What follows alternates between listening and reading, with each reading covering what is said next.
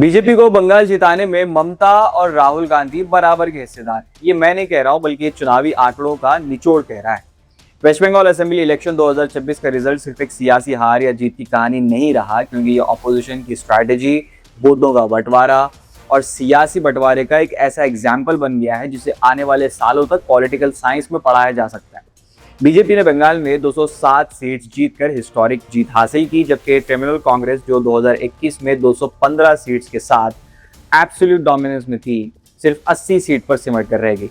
लेकिन सबसे बड़ा सवाल ये है कि क्या बीजेपी की जीत सिर्फ बीजेपी की ताकत थी या फिर ऑपोजिशन की आपस की लड़ाई ने बीजेपी के लिए रास्ता आसान कर दिया। ऑफिशियल इलेक्शन कमीशन डेटा के मुताबिक बीजेपी को 45.84% वोट शेयर मिला, जबकि टीएमसी को 40.80%। दोनों के दरमियान फर्क सिर्फ तकरीबन 5% का था।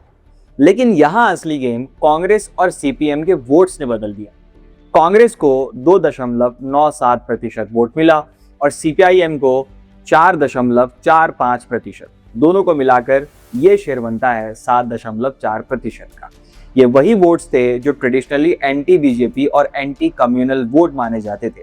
अगर ये वोट कंसोलिडेट होकर टीएमसी के साथ चले जाते तो बंगाल का पूरा सियासी नक्शा बदल सकता था। 2021 में बंगाल की पॉलिटिक्स एक सिंपल बाइनरी पर चल रही थी, यानी कि दो मयारात हैं। जो वोटर बीजेपी को रोकना चाहता था वो टीएमसी को वोट देता था, लेकिन 2026 में ये बाइनरी टूट गई।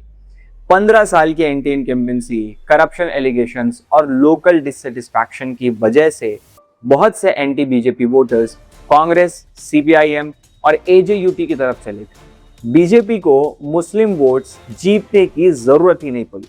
उन्हें सिर्फ इतना चाहिए था कि ऑपोजिशन वोट्स डिवाइड हो जाएं, और तकरीबन वही हुआ। मुर्शिदाबाद और मालदा जैसे मुस्लिम मेजॉरिटी डिस्ट्रिक्ट्स इसका सबसे बड़ा उदाहरण बनकर सामने आए हैं। ये डिस्ट्रिक्ट्स, ये जिले टीएमसी के ट्रेडिशनल स्ट्रॉन्ग होल्ड माने जाते हैं, रिवायती तौर पर मजबूत इलाके। 2021 में इन 43 सीट्स में से 35 सीट्स टीएमसी के पास थी और बीजेपी के पास सिर्फ 8। लेकिन 2026 में बीजेपी ने इन्हीं इलाकों में अपनी सीट्स को लगभग डबल कर दिया। 18-19 सीट्स जीत ली। ये इसलिए नहीं हुआ कि मुस्लिम वोटर्स ने बीजेपी को मास स्केल पर वोट दिया था, बल्कि इसलिए हुआ क्योंकि कांग्रेस, सीपीआईएम और एजेयूपी ने इंडिपेंडेंट यानी कि आज़ादाना कंटेस्ट करके माइनॉरिटी वोट को बांट दिया। फर्क का सीट इसका सबसे बड़ा एग्जाम्पल है।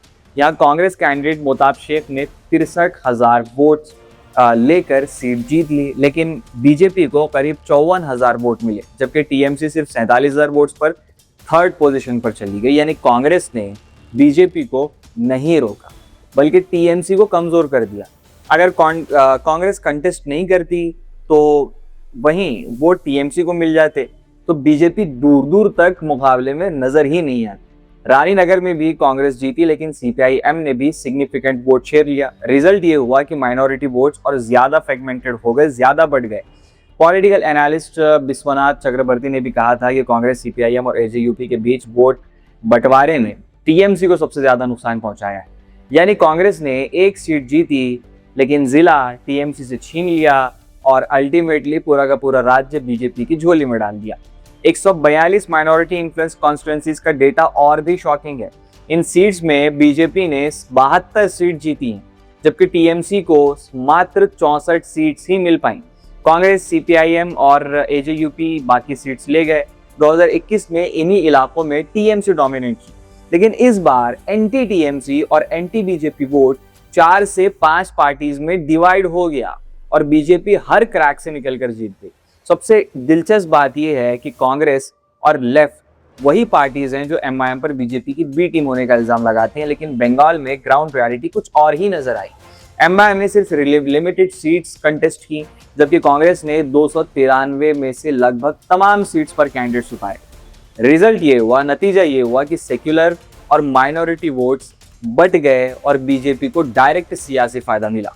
कांग्रेस लीडर अधीर रंजन चौधरी ने खुद रिजल्ट से पहले 28 अप्रैल को कहा था कि anti incumbency vote BJP, Congress, CPIM और हुमायूं कबीर की पार्टी के दरमियान डिवाइड हो रहा है। यानी उन्हें पहले से अंदाजा था कि अपोजिशन यूनिटी टूटने का सबसे बड़ा फायदा बीजेपी को मिलेगा। कोड नंबर्स देखिए, कांग्रेस 0 से 2 सीट्स पर पहुंची, सीपीआईएम 0 से 1 सीट पर पहुंची, लेकिन टीएमसी 215 से गिरकर 80 पर आ गई और बीजेपी 77 से सीधा 260 सीट तक पहुंच गई है। यानी कांग्रेस और लेफ्ट ने मिलकर सिर्फ 3 सीटें हासिल की, लेकिन बीजेपी को सुपर मेजॉरिटी मिल गई। अगर इंडिया ब्लॉक के अंदर प्रॉपर कोऑर्डिनेशन होता, कांग्रेस और सीपीआईएम टीएमसी के साथ अलायंस में कंटेस्ट करते, तो एनालिस्ट के मुताबिक कम से कम 15 से 20 मार्जिनल सीट्स बीजेपी के हाथ से निकल सकती थी। कांग्रेस का 2.97% और सीपीआईएम का 4.45% वोट शेयर अगर कंसोलिडेट होता तो बीजेपी को आउटराइट मेजॉरिटी से रोका जा सकता था। लेकिन ऑपोजिशन ने अलग अलग लड़ाई लड़ी और बीजेपी ने इस पूरे बंटवारे का जो ऑपोजिशन का हुआ उसका पूरा फायदा उठाया। सबसे बड़ा जो आयरनी थी वो ये थी कि combined opposition vote share BJP से ज्यादा था।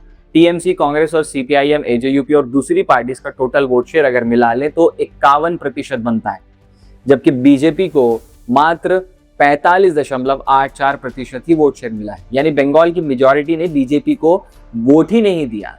बंगाल की मेजॉरिटी अभी भी बीजेपी के विरोध में है, लेकिन क्योंकि ऑपोजिशन 5 हिस्सों में बटी हुई थी तो बीजेपी ने 70% सीट्स ऐसे ही जीती। ये इलेक्शन एक बड़ी सियासी वार्निंग है। अगर ऑपोजिशन यूनिटी सिर्फ प्रेस कॉन्फ्रेंस और स्लोगन्स तक महदूद रहेगी और ग्राउंड पर पार्टीज एक दूसरे का वोट काटेंगी, और सबसे बड़ी बात ये कि अगर माइनॉरिटीज को, मुसलमानों को सिर्फ बीजेपी का डर दिखाकर वोट हासिल किया जा सकता तो शायद वापस कांग्रेस और टीएमसी में बंटने के बजाय मुसलमान किसी एक पार्टी को वोट करते। अब इस पूरे ढांचे ने एक बड़ा पैगाम सारे सेक्युलर दलों तक पहुंचा दिया है कि मुसलमानों का वोट अब महज बीजेपी का डर दिखाने से हासिल नहीं किया जा सकता। अगर मुसलमान आपको मौका देते हैं तो उनके लिए आपको काम भी करना पड़ेगा। जो वादे आपकी तरफ से किए जाते हैं उन वादों पर आपको खड़ा उतरना भी पड़ेगा। और सबसे बड़ी चीज़, जनता का भरोसा अगर आपकी झोली में चाहिए तो सिर्फ डर दिखाकर वोट नहीं बटोरे जा सकते।